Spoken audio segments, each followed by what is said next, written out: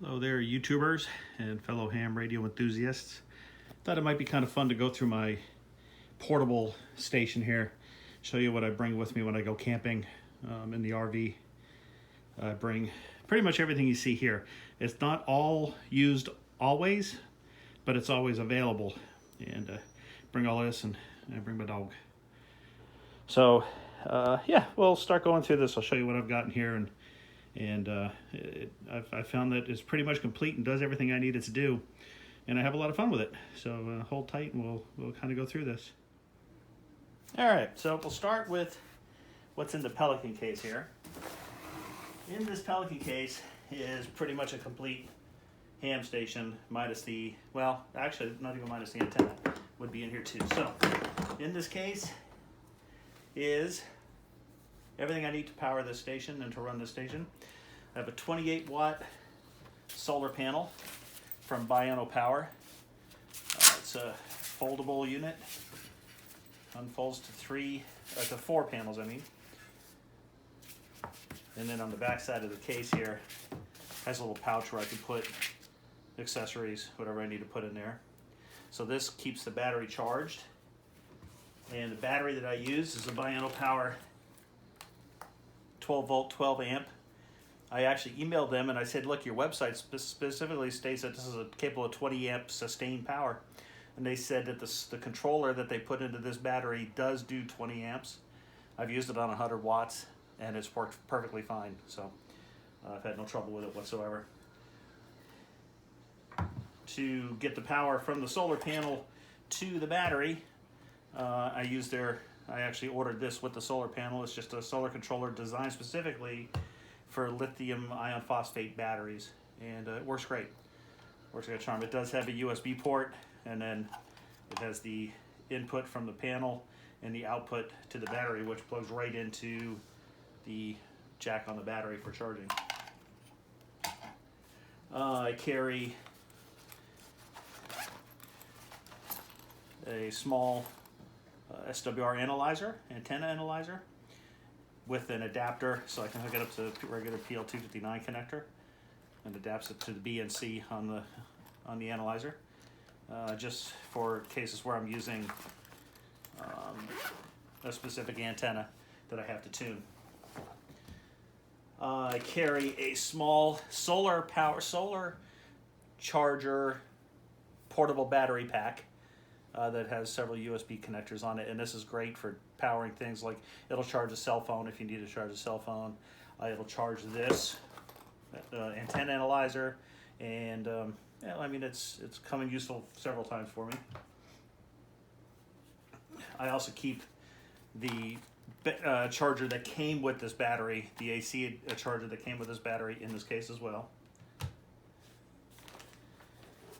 For the I also keep a little Gerber multi-tool. I've had this thing for, I don't know, forever. It's a lifesaver. It's got everything from screwdrivers to a little saw, can opener, good set of pliers. Works well. I bought this probably in the mid-90s. As far as the transceiver itself goes, I have the Elecraft KX2 in the case. I do have the side, I think it's called the Sidekick, in the cover. I have the Elecraft MH3 microphone. If I'm using just this transceiver running QRP, I will usually run the LNR Precision Trail Friendly 10-20-40. This antenna, I can't recommend it highly enough. It is a fantastic antenna. It works wonderful. I also keep an assortment of connectors, adapters. I got some headphones in here. I do have the Elecraft CW key, and up here I've got the feed line for this antenna. This is a counterpoise for the Elecraft AX1, I think is the number of that antenna, and it works pretty good on 20 meters, 15 and 17, I believe. Made contacts on 20, and I can't say it's a pretty decent little antenna. It's definitely a compromise, but it does an okay job. Now on days when QRP is just not going to cut it, and there are those times, and I'm sure you guys are all familiar. I also keep the KXPA 100 amplifier in here. It's heavier than it looks. KXPA 100 amplifier, and then all the cables to connect it to the rig. So that is my 100 watt HF station, and it works like a charm. Next I'll move on to the antennas that I normally carry with it. Okay, as far as the antennas go, there's a few different ones that I'll use depending on the situation.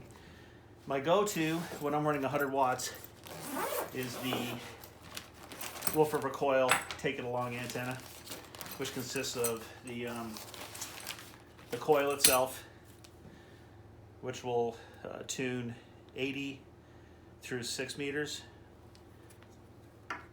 and then it's got the legs for the base.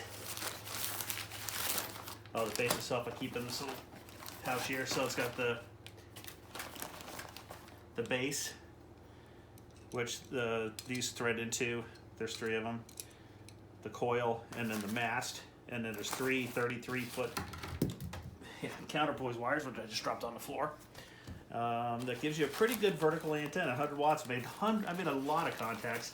I think I could probably say hundreds at this point.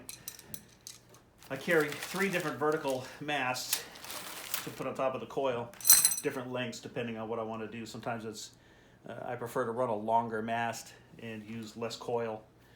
Just in my mind, I keep thinking that would be a little less loss, but a little less compromise. But it's a wonderful antenna. Can't say enough about Wolfer recoils with this thing. And then if I'm running the vertical, if I'm running a wire antenna, I will take this pole, which is just I want to say it's 17 feet, something like that, when it's fully extended. Fishing pole, got this off of Amazon. It was pretty cheap. I always keep Velcro straps on things like this Velcro strap because it makes it easy to connect to things. But you just take the top off of this, and it'll extend out quite a ways. It's pretty thin on the top, so it won't support a lot of weight, but it does a pretty good job for a quick and dirty installation. I also carry with me in the camper, if I'm going to set something up a little more heavy duty, the DX Commander SOTA pole. He sells this. He's based out of England, and I was on his YouTube channel, and this is a 30-foot, 10 meter SOTA pole, fiberglass pole, but this thing is pretty solid. The top sections of this are definitely a little on the thin side, and I won't usually deploy the first section because it is so thin. I hope I'm in the camera frame. Sorry, I'm filming on a camera that I don't have a front view LCD. But yeah, this thing works wonderful for deploying wire antennas, vertical antennas, you name it. And it works great for that. So I'm really happy with this pole, and the price was right. It was so, for the quality, for the price, you get a really good quality pole. And then in the backpack, again, I don't have to use all this together, but when I do, I keep a laptop. This is just a Microsoft Surface laptop. I do have the power supply for that. I have a speaker wire dipole antenna that I keep in here, and I can just throw the KX2 in this backpack and carry this with me, and it'll have everything I need to operate. Keep an assortment of connectors in the side pocket here, and then I'll put a drink or something in the other side pocket, and then in here I also carry the signal link with the cables for the KX2, so I can work digital modes on the computer through the KX2. And everything works together so seamlessly. It's really quick to set up. The only downside to this kit is if I want to use an amplifier, I do have to run all the wires. It's a little time consuming, but it's not terrible. So anyways, this is my Go kit. I don't have it in here right this moment, but I also carry an HT in here. A Yaesu FTDX, or Yaesu FT2D handheld in here. It's not in here right now. It's actually over on the charger. But yeah, that is that's my kit that goes camping with me. And then I can use it for parks on the air. I can use this with the KX2 and the backpack with the trail-friendly antenna or the speaker wire dipole antenna. I can do SOTA activations, and just a lot of fun. Very, very usable system. Thanks for watching.